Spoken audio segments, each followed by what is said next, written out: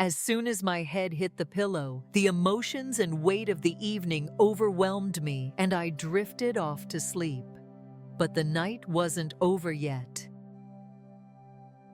Hey everyone, and welcome back to Hidden Love Stories. Sometimes, loss leaves a void so vast that in the silence of grief, the most unexpected feelings can take root. Today's story is about a woman trapped in her past and a young man who awakened a desire she thought had long since died. Make sure you're subscribed and hit that like button, because this story will take you on a journey of intense passion and complicated choices. Silence had become my constant companion after my husband Mark passed away. For 2 years, our house, once filled with laughter, had become a museum of memories and heavy pauses. I was piecing together the missing parts of my life, moving through my days in a numb haze. In my fog of grief, I hadn't noticed that my stepson, Caleb, was no longer a boy. Or perhaps I hadn't wanted to. Everything began to change on an ordinary evening. We were in the living room, watching an action-packed movie with bits of romance here and there. Caleb was sitting next to me, sprawled on the couch, arms casually stretched out, looking like he owned the place. It was the first time I truly saw him like that. His shoulders were broader, his jaw more defined. He wasn't the awkward boy trying to find his place in the world anymore. He was a man, through and through. I quickly pushed that thought out of my head. He's my stepson, I reminded myself, but I had no idea those reminders would soon fall short. As the movie went on, the scenes got more intense. Caleb leaned slightly to the side, resting his arm on the back of the couch, edging a bit closer to me. It felt like he was about to say something, but he didn't. For a moment, we locked eyes.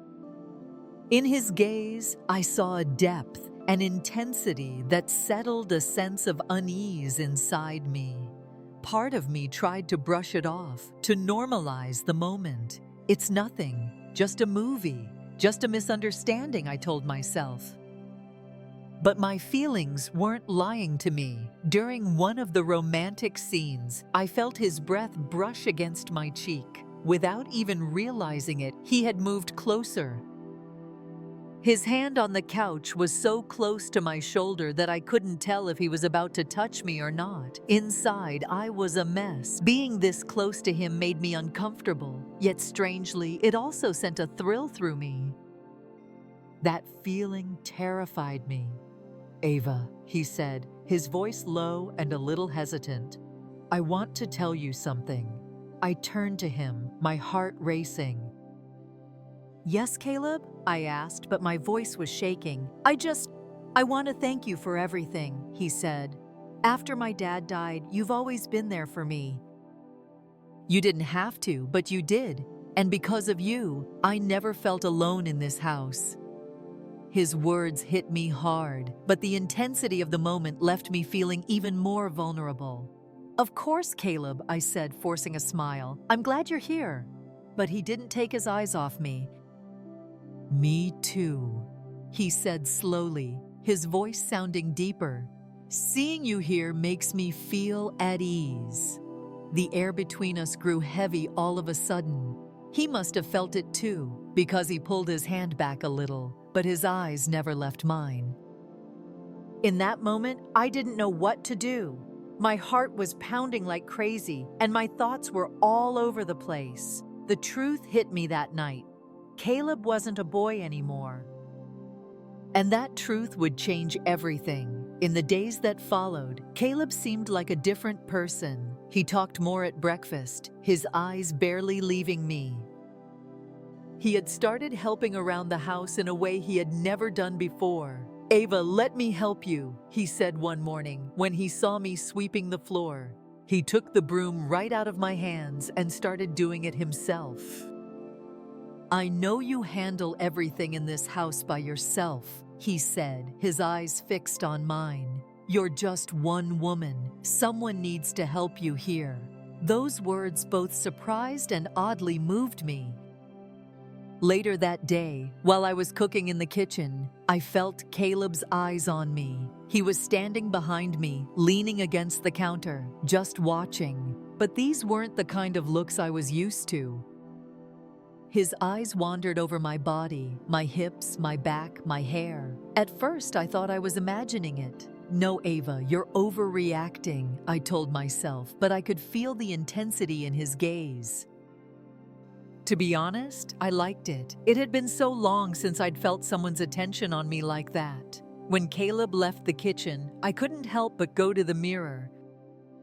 I looked at myself in the reflection. Even in my 40s, I was still attractive. I had a slim waist, full hips, and a toned body, thanks to regular exercise. My light brown wavy hair fell gracefully over my shoulders. It had been such a long time since I'd looked at myself like this. In that moment, something stirred inside me. Caleb's behavior became more obvious as the days went by. A casual touch, a simple word, but I started noticing that he was pushing the boundaries between us. Maybe the worst part was I found myself enjoying it.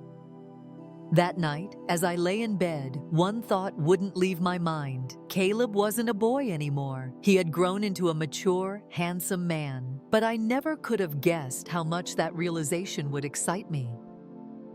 One evening, I came home after being out, and the sight that greeted me left me breathless. Candles everywhere, flowers, a beautifully set table, and a romantic atmosphere. I was captivated by the birthday surprise Caleb had prepared. At first, I couldn't believe it was for my birthday. This level of effort seemed more like something you do for a lover. When Caleb came into the living room to greet me, I immediately understood why. He was wearing a white shirt and black trousers. I'd never seen him like this before, so put together, so charismatic. "I wanted to make this day special for you," he said with a faint smile. Then he handed me a box. When I opened it and saw the dress inside, I looked at him in shock. It was a stunning, bold red dress with a soft texture, a deep open back, and a high slit. The moment I saw it, I felt both excitement and hesitation bubbling up inside me. "You bought this for me?" I asked, surprised. "Of course, it's your birthday, and I wanted you to wear something special." "I'm sure it'll look amazing on you," he said, his voice calm but his gaze intense. I took the dress and went to my room. Standing in front of the mirror, I felt the soft red fabric brush against my skin, and I experienced something I hadn't felt in a long time. As I slipped the dress on, I realized I hadn't worn anything that showcased my figure this beautifully in years. I looked at my reflection, and after a moment of silent observation, I smiled and whispered to myself, "This is crazy. I'm dressing up for Caleb." What would you do if you were in her shoes? Would you wear the dress? Let me know in the comments below, and don't forget to subscribe to Hidden Love Stories. When I walked down to the living room, Caleb's eyes locked onto me, and he didn't look away. There was no missing the admiration in his gaze. Smiling, I said, "I owe this to you. The dress is incredible," but I quickly looked away, feeling flustered under Caleb's intense gaze. "I was right," Caleb said, his eyes still glued to me. "You look absolutely stunning in that dress." Caleb guided me to the table he had prepared. There were 2 wine glasses, and a bottle of red wine sat elegantly in the center. For a moment, I felt like I was in an entirely different scenario. This didn't feel like a birthday celebration. It felt like a romantic dinner. As the evening went on, Caleb slowly steered the conversation to something much more personal. "Ava," he said suddenly, his voice soft but carrying a serious tone. "How can a woman like you be alone? I just don't get it." His words left me completely at a loss. "You don't have to stay alone," he added, lifting his glass to his lips. "A woman like you has needs, Ava, and I'm here." When Caleb set his wine glass down, he never took his eyes off me. "Ava, you look absolutely incredible. I wanted this night to be special for you because you deserve it," he said, his voice low but firm. Caleb slowly stood up from his seat, walked around the table, and came to my side. "You don't deserve to share your life with someone who doesn't appreciate you," he said. Just as I was about to speak, Caleb leaned in closer to my face. "I can't hide how I feel about this," he said in a whisper. And then his lips met mine. The kiss completely threw me off balance. I felt a passion, a warmth, a connection I hadn't felt in years. His hand slid slowly to my waist, pulling me closer to him. What had started as a moment of shock quickly turned into something I couldn't help but respond to. Suddenly, reality hit me. I slowly pulled away from Liam, completely out of breath. This isn't right," I said, my voice trembling. "Caleb, I need to go to my room." "I'm sorry, Ava, but I couldn't stop myself from feeling this," he said. Without saying anything else, I stood up and hurried to my room. As soon as I entered, I shut the door and leaned against it, taking a deep breath. My heart was racing, and I tried to piece together what had just happened. The whirlwind in my mind, mixed with the effects of the wine, slowly pulled me into my bed. As soon as my head hit the pillow, the emotions and weight of the evening overwhelmed me, and I drifted off to sleep. But the night wasn't over yet. Sometime later, I heard a faint noise. My eyes fluttered open, and I saw a shadow at the door. The door was slowly opening, and in the dim light, Caleb's silhouette appeared. "Ava," he whispered softly. My heart started pounding again as he walked into the room. "I know I shouldn't be here, but I can't help it," he said, closing the door behind him. As my eyes locked onto his, suppressed emotions suddenly bubbled to the surface. "I know I need to give you an answer, Caleb," I said, my voice trembling but laced with raw honesty. "I feel the same about you, and I want you."